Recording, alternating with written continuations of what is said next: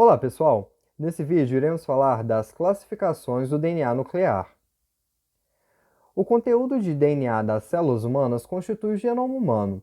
Esse genoma ele se subdivide em genoma nuclear, que corresponde à maioria das informações genéticas do indivíduo, ou genoma mitocondrial, que corresponde à informação genética restante.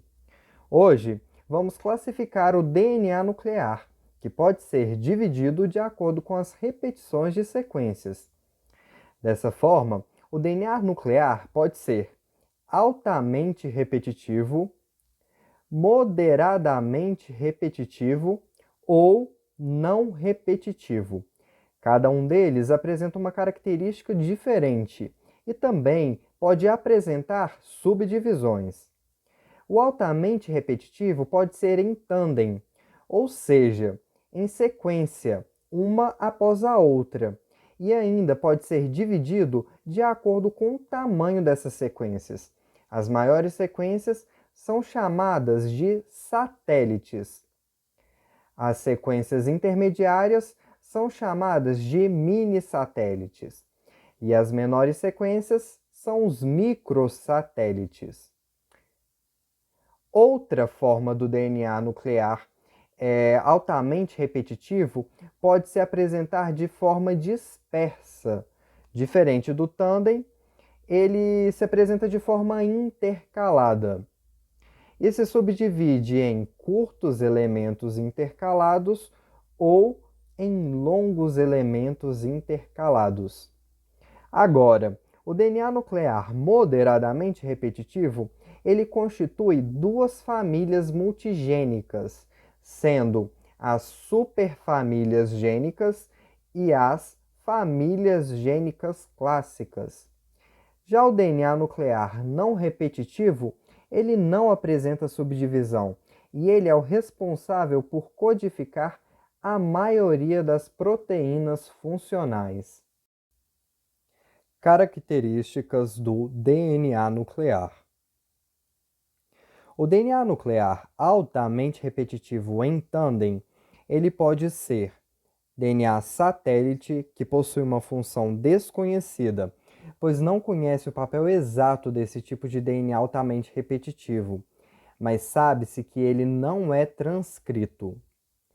Os mini-satélites apresentam dois casos de repetição: o DNA hipervariável, que serviu de base para a técnica de impressões digitais do DNA, chamada de fingerprinting, que se aplica à identificação do indivíduo, ou seja, os indivíduos geneticamente diferentes apresentam um DNA hipervariável único. O DNA telomérico, que também é um caso de mini-satélite, está presente nas extremidades dos cromossomos.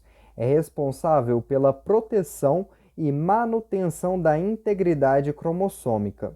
Esse tipo de DNA contém a enzima telomerase, que produz essa parte do material genético.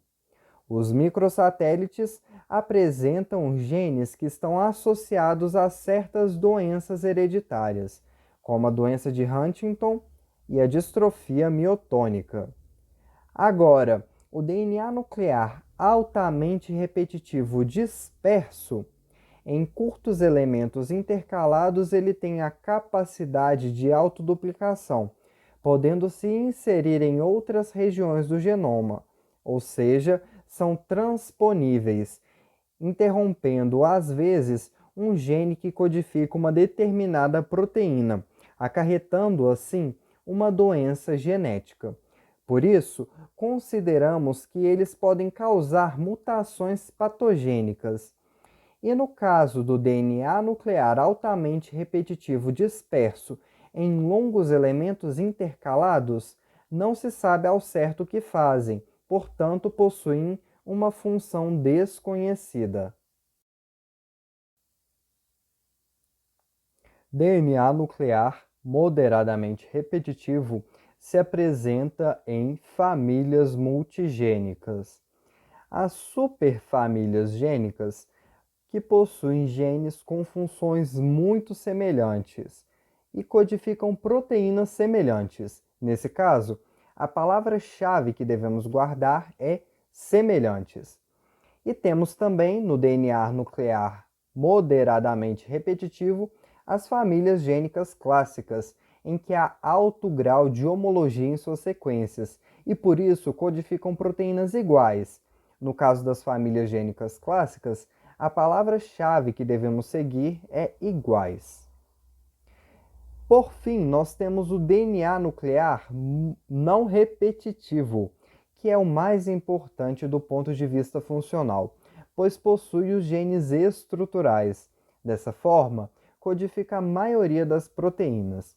Eles se apresentam em sequências individuais, contendo apenas uma cópia no genoma, e estão localizados em regiões subteloméricas. Então, esse é o esquema geral das classificações do DNA nuclear. Sugiro que tentem esquematizar o pensamento dessa forma, que eu acredito que ficará mais simples de memorizar. Espero ter ajudado vocês. Deixem os seus comentários ou suas dúvidas e muito obrigado!